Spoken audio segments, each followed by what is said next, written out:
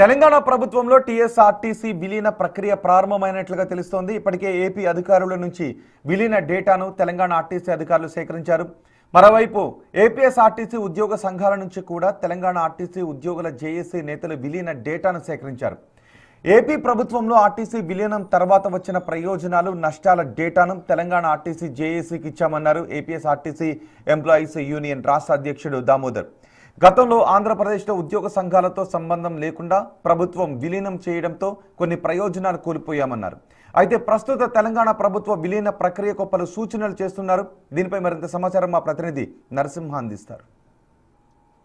ప్రభుత్వంలో టీఎస్ఆర్టీసీని విలీనం చేసే ప్రక్రియ ప్రారంభమైనట్లుగా తెలుస్తుంది. ఇప్పటికే ఏపీకి చెందినటువంటి అధికారుల నుంచి టీఎస్ఆర్టీసీ అధికారులు కొంత డేటా సేకరించినట్లుగా తెలుస్తుంది. అయితే ఉద్యోగ సంఘాల నుంచి కూడా అటు టీఎస్ఆర్టీసీ జేఏసీకి సంబంధించి కొంత డేటా కూడా పంపించేది. విలీనం తర్వాత ఏ విధంగా ఉంది, ప్రస్తుతం విలీనం ప్రక్రియ ఏ విధంగా జరిగింది ఏపీలో అంటూ కూడా మొత్తం కూడా ఇప్పటికే డేటా పంపించేట్లు కూడా తెలిసింది. అయితే ఇదే విషయానికి సంబంధించి ప్రస్తుతం మనతో మాట్లాడేందుకు ఎంప్లాయీస్ యూనియన్ రాష్ట్ర అధ్యక్షుడు దామోదర్ గారు. సో మొత్తం విలీన ప్రక్రియ ప్రభుత్వంలో విలీనమైన తర్వాత మొత్తం మనది పాలసీ ఏ విధంగా ఉంది, ప్రస్తుతం అయితే తెలంగాణ కూడా ప్రారంభమవుతుంది, ప్రస్తుతం మన పాలసీకి సంబంధించి ఎటువంటి ప్రయోజనం ఉంది?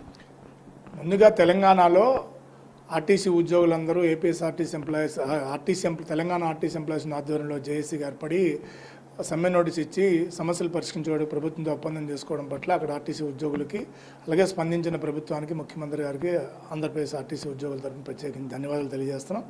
అలాగే ఆర్టీసీ విలీన ప్రక్రియ కావాలనేది ప్రధానంగా ఏపీఎస్ఆర్టీసీ ఎంప్లాయీస్ ఉమ్మడి ఆర్టీసీగా ఉన్నప్పుడు డిమాండ్. అందులో భాగంగానే ఆంధ్రప్రదేశ్లో గత ప్రభుత్వ ఆధారంలో చేసుకోవడం అయితే జరిగింది. అయితే ప్రధానంగా విలీనం వల్ల ప్రయోజనం ఏంటంటే, విలీనం వల్ల ఉద్యోగ భద్రత ఉంటుందనేది మెయిన్ మా కాన్సెప్ట్. అందులో భాగంగానే విలీనం జరిగితే ఓల్డ్ పెన్షన్ స్కీమ్ వస్తుందని ఆశపడ్డాం. ఆ ఓల్డ్ పెన్షన్ స్కీమ్ అయితే ఎక్కడైతే ఆంధ్రప్రదేశ్లో అమలు కాలేదు. తెలంగాణలో ఓల్డ్ పెన్షన్ స్కీమ్ కూడా వచ్చే విధంగా చూసుకోవాలని చెప్పేసి మేము వాళ్ళకి సూచించడం అయితే జరిగింది. అది ప్రధానంగా వాళ్ళ ఆర్టీసీ ఉద్యోగులకు సంబంధించి ఆంధ్రప్రదేశ్లో విలీనం జరిగినప్పుడు ఆర్టీసీ ఉద్యోగ సంఘాలను ఇన్వాల్వ్మెంట్ చేయకుండా ప్రభుత్వం యాజమాన్యం ఏకపక్షంగానే వాళ్ళ పద్ధతిలో వాళ్ళ నిర్ణయాలు తీసుకోవడం వల్ల చాలా నష్టాలు జరిగాయి. వాటన్నిటిని ఆర్టీసీ ఎంప్లాయీస్గా అటు ప్రభుత్వం వద్దకు ఏపీజేఎస్ అమరావతి ఆధ్వర్యం తీసుకొని ఒక్కొక్కటిగా సమస్యలు పరిష్కరించుకోవడం అయితే జరుగుతుంది. అలాంటి ఇబ్బందులు రాకుండా చూసుకోవాలని తెలంగాణ ఆర్టీసీ ఎంప్లాయీస్ నాయకత్వానికి మేము సూచించడం జరిగింది. అలాగే విలీనం అనంతరం జరిగిన pay scale, masters pay scales వల్ల వచ్చిన లాభం ఏంటి, ఇబ్బందులు ఏంటి, ఎలా జరిగాయి, ఇంక్రిమెంట్ స్ట్రక్చర్ ఏంటి, స్పెషల్ గ్రేడ్స్ ఏంటి, వీటన్నిటి మీద కూడా మాకున్న డేటా అంతా కూడా అక్కడ జేఏసీ నాయకత్వానికి, ఎంప్లాయీస్ నాయకత్వానికి అందజేయడం అయితే జరిగింది. ప్రధానంగా ఆర్టీసీ ఉద్యోగులకు సంబంధించి ఇక్కడ జరిగిన నష్టాల్లో ప్రధానంగా ఆర్టీసీ ఉద్యోగులు విలీనానంతరం నష్టపోయింది. చిన్న ఇబ్బందులు ఉన్నప్పుడు కూడా వైద్య సౌకర్యాలు తీవ్రంగా నష్టపోవడం జరిగింది. దానివల్ల ఇవాళ ప్రపంచంలోనే కాదు, దేశంలో కానీ ప్రపంచంలో కానీ ఏ వ్యవస్థలో కానీ ఏ సంస్థలో లేని విధంగా ఏడాదికి 350 మంది ఉద్యోగులు చనిపోతున్న పరిస్థితి. అంటే రోజుకి ఒక ఉద్యోగి చనిపోతున్నాడు ఆర్టీసీ. దానికి కారణం ఏంటంటే ప్రభుత్వ ఉద్యోగులు మాదిరిగా ఆర్టీసీ ఉద్యోగులు కాదు, 24/7 డే అండ్ నైట్ పనిచేసే ఉద్యోగులు కాబట్టి అలాంటి వైద్య సౌకర్యాలు మేము పెట్టుకోవడం జరిగింది. దాన్ని విలీనమైంది కాబట్టి ఏహెచ్ఎస్ మీకు పెడుతున్నాం అని చెప్పేసి బలవంతంగా ప్రవేశపెట్టి ఆ వైద్య సౌకర్యాలు తొలగించారు. వాటిని ఆ ఇబ్బంది లేకుండా అక్కడ చూసుకోవాలని చెప్పేసి వాళ్ళకి సూచించడంతో పాటు ఆంధ్రప్రదేశ్లో కూడా పాత వైద్య విధానం కావాలని చెప్పేసి ఎంప్లాయీస్లో మేము ఇప్పటికీ ప్రయత్నాలు చేస్తున్నాం. ఆ దిశగానే డిమాండ్ చేయడం కూడా జరుగుతుంది.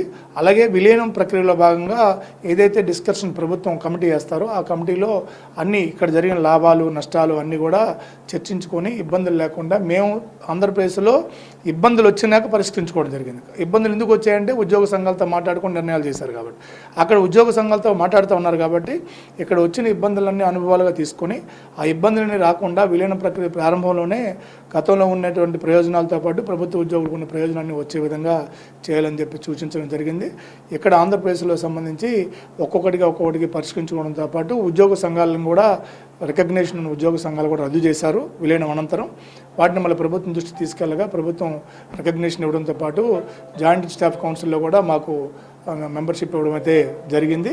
ప్రభుత్వంతో చర్చించుకునే అవకాశం కూడా ఉంది. ఇప్పుడు అక్కడ ఎలక్షన్స్ పెడతా ఉన్నారు కాబట్టి తెలంగాణలో ఎవరైతే గెలుస్తారో వాళ్ళతో నెగోషియేషన్ చేసే అవకాశం ఉంది.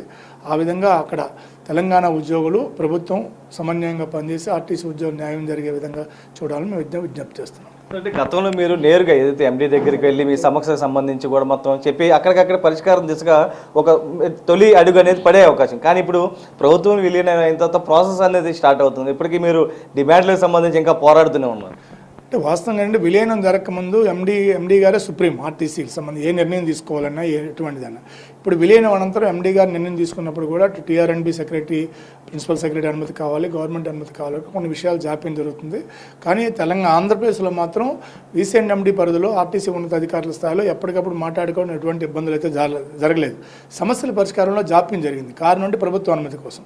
ప్రధానంగా విలీనంగా ముందు ఆర్టీసీ ఉద్యోగులు రిటైర్మెంట్ అయినప్పుడు, ఉదాహరణకు ఆంధ్రప్రదేశ్ రిటైర్మెంట్ అయితే రిటైర్మెంట్ అయిన నెల రోజుల్లోనే ఒక్కోసారి రిటైర్మెంట్ అయిన డేట్కే రిటైర్మెంట్ సెటిల్మెంట్ డబ్బులను ఇచ్చే పరిస్థితి ఉండేది. ఇప్పుడు విలీనం జరిగిన తర్వాత గవర్నమెంట్ పే చేయాలి. గ్రాడ్యుటీ కానీ, లీవుల డబ్బులు కానీ, లీవ్ ఎన్కాష్మెంట్ సంబంధించి సరెండర్ లీవులు కానీ, వీటన్ని గవర్నమెంట్ పే చేయాలి. కాబట్టి ట్రెజరీ ద్వారా అప్లోడ్ చేసిన తర్వాత గవర్నమెంట్ ఎప్పుడు ఫండ్స్ ఉంటే అప్పుడు చూస్తున్న కారణంగా, ఉదాహరణకి వాళ్ళు 2024లో రిటైర్మెంట్ అయిన వాళ్ళకి ఇంతవరకు రిటైర్మెంట్ సెటిల్మెంట్స్ రాలా. మొన్న ప్రభుత్వం కొన్ని 5,000 కోట్లు జారీ చేసిన తర్వాత 2026 జనవరి ఫిబ్రవరి వరకు అప్డేట్ అయింది గ్రాడ్యుటీ. లీవుల డబ్బులు ఇంకా రాలా, 2024తోనే ఆగిపోయింది. ఇలాంటి ఇబ్బందులు అయితే ఉన్నాయి. కాబట్టి అలాంటి ఇబ్బందులు కూడా లేకుండా ఎప్పటికప్పుడు ఆర్టీసీ యాజమాన్యం చెల్లించినా, ప్రభుత్వం చెల్లించినా ఎప్పటికప్పుడు వచ్చే విధంగా చూసుకోమని మేము సూచించడం అయితే జరిగింది. స్కేలుకు సంబంధించి ఏ విధంగా ఉండబోతుంది, అదేవిధంగా అయితే ప్రమోషన్లకు సంబంధించి ఉంటుందా, ఎట్లా ఉంది? ఇప్పుడు తెలంగాణ ఉద్యోగులకు సంబంధించి ప్రభుత్వం చొరవ తీసుకొని ఎవరైతే ఇంతవరకు ఎన్నికలు గత ప్రభుత్వం మొండిగా ఎన్నికల యూనియన్ రద్దు చేసింది, దానివల్ల అక్కడ తెలంగాణ ఉద్యోగులు తీవ్రమైన ఇబ్బందులకు గురయ్యారు. ఇప్పుడు కార్మిక సంఘాలు మళ్ళీ పునరుద్ధరించాలని ప్రధాన డిమాండ్గా అయింది. ఆ కార్మిక సంఘాలు పునరుద్ధరించడంతో పాటు 2 నెలల్లో అక్కడ ఎన్నికలు పెడతా ఉన్నారు. ఎవరైతే గెలుస్తారో వాళ్ళతో విలీన కమిటీలో పెట్టుకొని చర్చిస్తూ ఉన్నారు. చాలా శుభపరిణామం. ప్రభుత్వం తీసుకున్న నిర్ణయం చాలా మంచిది. ఆ కమిటీలోనే ఈ లాభ నష్టాలు, ఇబ్బందులు, ఆంధ్రప్రదేశ్లో విలీన ప్రక్రియ వల్ల ఉత్పన్నమైన ఇబ్బందులన్నీ చర్చించుకుంటే భవిష్యత్తులో కూడా ఆంధ్రప్రదేశ్లో విలీనం చేసిన కంటే తెలంగాణ విలీన ప్రక్రియ బాగా జరిగిందని అక్కడ ప్రభుత్వానికి మంచి పేరు వస్తుంది. అక్కడ ఆర్టీసీ ఉద్యోగులు కూడా మంచి లాభం జరుగుతుంది. కాబట్టి ఆ విధంగా చొరవ తీసుకోవాలని చెప్పేసి అటు ప్రభుత్వానికి మా యూనియన్ నాయకులు కూడా సూచిస్తున్నాం. తెలంగాణలో వేరే విధంగా, తెలంగాణలో అటు ప్రభుత్వం టీఎస్ఆర్టీసీకి సంబంధించినటువంటి ఉద్యోగులుగా కమిటీ చేసిన తర్వాత ఎలక్షన్ నిర్వహిస్తే, ఎలక్షన్ చేసిన తర్వాత నేరుగా కమిటీలోకి తీసుకుంటాం కాబట్టి లోటుపాట్లు చర్చించే అవకాశం ఉంటుందని చెప్పి ఆ సమయంలో కూడా ఏదైతే ముందస్తుగానే, ఎందుకంటే అటు ప్రభుత్వ పెద్దలు ఉంటారు, దాంతోపాటు టీఎస్ఆర్టీసీ సంబంధించినటువంటి ఉద్యోగ సంఘాల నేతలు కూడా ఉంటారు. కాబట్టి ముందుగానే ఏదైతే ఏపీలో ఉన్నటువంటి ఇబ్బందులను అక్కడ వెంటనే ఇది కాకుండా అక్కడ పరిష్కారం ముందుగానే చేసిన తర్వాత విలీన ప్రక్రియకి వెళ్తే అటు ఉద్యోగస్తులు కూడా మేలు జరిగే అవకాశం ఉంటుందంటూ కూడా అటు ఏపీఎస్ఆర్టీసీ చెందినటువంటి ఉద్యోగ సంఘ నేత దామోదర్ అయితే చెప్తున్నారు. సాయితో నరసింహ, బిగ్ టీవీ.